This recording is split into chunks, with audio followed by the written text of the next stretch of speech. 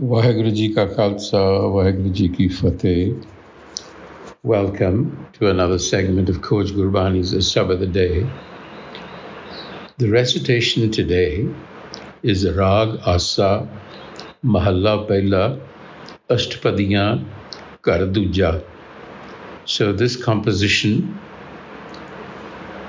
is from Guru Nanak, the first Nanak, and it is a composition consisting of 8 stanzas, Ashtapadi, and therefore somewhat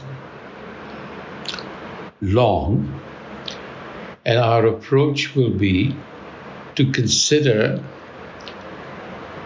each of these parts of the entire Ashtapadi individually. So we will do one first and then followed by the second, the third, and so on, instead of reading out the entire passage in the interest of time. Ik Oankar Satgur Prasad Utar Avaghat Saravar Nhavai Bake na bole har gun gawe Jal akasi sun samave Ras sat jhol maharas pave. Utar Avaghat Saravar Nhavai.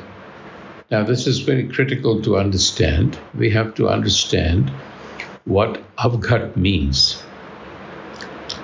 Avaghat, to put it very simply, is the opposite of ghat. And so what is ghat? Ghat means a physical space near a body of water where water is supplied, an embankment, if you will, and is commonly associated with pilgrimages. They have a ghat where you have to descend the stairs to go to the water. So that is so it is the opposite of ghat. Avaghat is the other side of the ghat. In the context of Gurbani, a ghat is where the self is, the water of the self. Water symbolizing the self. Avaghat, because it is a negation of the self, refers in this passage to the ego. So the Guru is saying here, instructing or dialoguing with the yogis, possibly, as we can tell from the last section. He is saying, Utar Avaghat Saravar Nhavai. So instead of descending the physical steps of a pilgrimage, descend the steps of the ego to bathe in the pool of wisdom. Saravar Nhavai.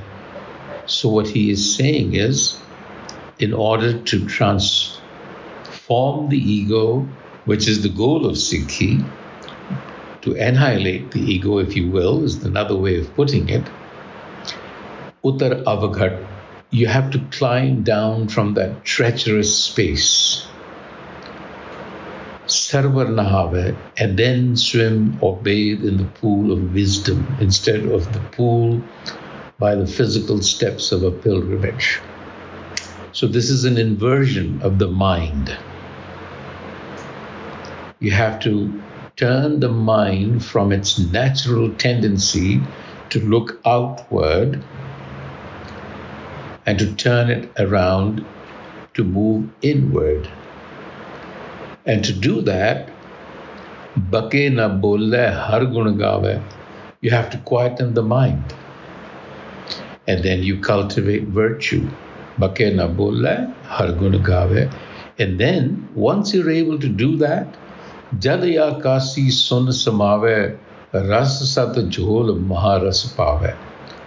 Then, when you do that, within the mind you will find the sovereign self. Jal akasi. Jal with an ankar here is singular, means water, and water in Gurmat symbolizes the self. Akasi is the sky, literally the sky. Jal akasi sun samave. Sun is something that you can't see. It's a void. So what is being said here is that within the mind, as you traverse inward, you will find that the self, symbolized by water, is also akasi. In other words, it permeates everything. It is not visible. It exists in you as a potential. So within the mind resides the sovereign self as pure potential. So what do you have to do? You have to churn the wisdom of the self. Ras sat jhol. Jhol means to churn with the hands. In other words, you have to churn with the hands of the mind. Maharasa pave, then the mind finds great bliss.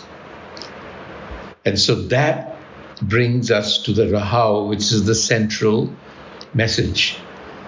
The Guru says, Aisa gyan sunho ab more, bharpur dhari rahya sab thaure. Aisa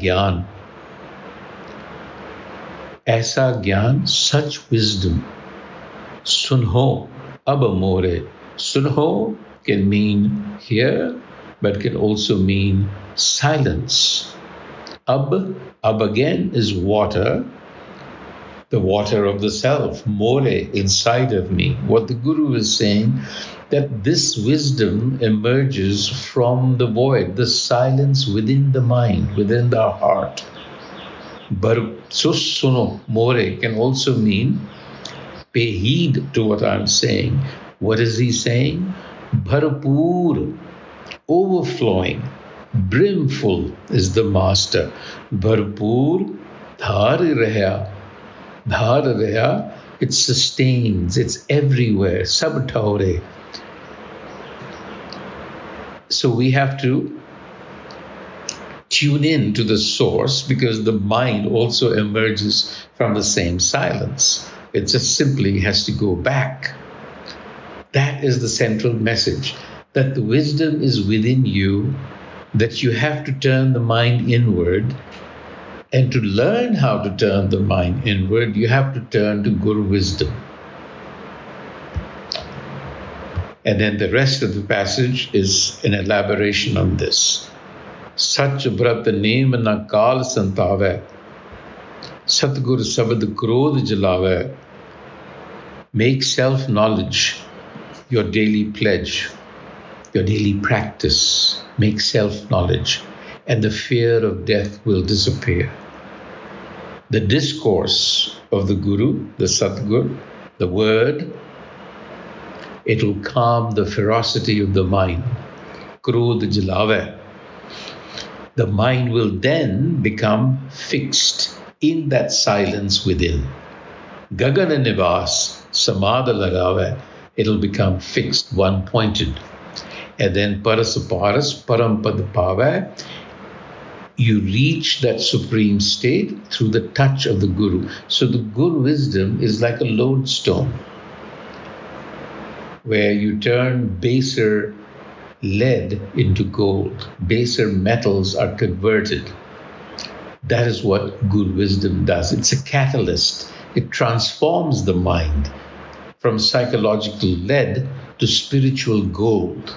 That's the idea. And then not only that, your pledge should be self-knowledge, but Satchimanakaran Tat Beluve. Subhar Saravar Melanatove. The essence of the self has to be churned. Belovana, to churn from the clear pool of Guru wisdom. You have to wash off your erroneous thinking. Then, Jasyo Rata Taiso Hove, then the mind becomes what it churns constantly in itself. So the mind then gradually becomes like the self. And then what does it do? Jaisyo rata taiso hove, it becomes like the self. Appe karta kare so hove. And then it works in harmony with hukam. Gur hiv sitar agan bujhave, seva surt bibhut chadave, darsan aap sahaj ghar aave, nirmal bani naad vajave. Soothing is Gur wisdom. It soothes the fire of restlessness. So therefore, make service to the self. The ashes that you smear, he's telling the yogi, don't smear your body with ashes, but soothe the mind with Gur wisdom. And then, Nirmal Bani Naad Vajave, Darsan Aap Sahaj Kare Aave. Spontaneous revelation, effortless. Antar Gyan Maharas Sara, Tirth Majjan Gur Vichara, Antar Puja Than Murara, Jyoti Jyot Bilavan Hara. Antar Gyan. The wisdom of the self is like the pool of nectar within. And within the mind is the altar of worship. And within the mind is the mantle of the self. Now the Guru is pointing to the archana, the aradhana that the Hindus do, is saying, look, that pilgrimage is inside. Be guided by Guru wisdom and find the enlightener within. Ras rasya mati eke pae, takhat nivasi panch samaye, kar kamai khasam rajaye, Avaghat Nath na likhya jaye. Now he's saying that when you do that, rasa rasya, you become soaked in the love of the self. And when that happens, oneness is experienced with the sovereign self who is seated upon its throne within, that supreme state, cosmic perspective. And then the mind does the bidding of the self. And the Guru says, mysterious is the master. Mysterious, Avaghat Nath, not lakhya jai. You cannot describe it. So, jal mein upajay, jal te dur, jal mein jot raya bharpur, kis neda, kis aakha dur, nidgun gava, dekha dur. Now he's talking about the Creator. He's saying, like the lotus flower that grows in muddy waters, but remains untouched. Similarly, the Master's wisdom pervades the universe, the material universe, but it remains untouched. It's hidden, it's concealed, it's veiled by matter. So Guru says, how can I say who is near and who is far? Because its presence is everywhere and in everything. So you see, our tendency to judge others. How can you say what the state of another person is? And he concludes by saying, Antar bahar avar na koe, jot sapave so funi hoye, sun partar nanak kahe vichar, nirmal naam nira adhar. So now he's coming to the crux of the matter. He says, listen to me, Partar Yogi. I'm speaking my mind to you. The wisdom of the self is within and without. It is the only thing that prevails. What pleases this wisdom comes to pass. So I have made this wisdom to be my support. So the central issue of this engagement with the yogis centers around approach, because the yogis, followers of Gorakhnath, have a similar aim. Surat Shabad Yog. They want to attach their Surat consciousness to Shabad, to the word, to the Creator. This goal is not dissimilar from Gurmat, but it is in the approach. And the central issue of that approach, Guru Nanak has made it very clear in the Siddh Gosht. Why wander around? Why are you going to different places in search of that union? That union happens within you. So instead of descending the steps of a pilgrimage to reach the ghat, the embankment, step inward. That's the whole point. The entire practice is within the mind. Vaheguru Ji Ka Khalsa, Vaheguru Ji Ki Fateh.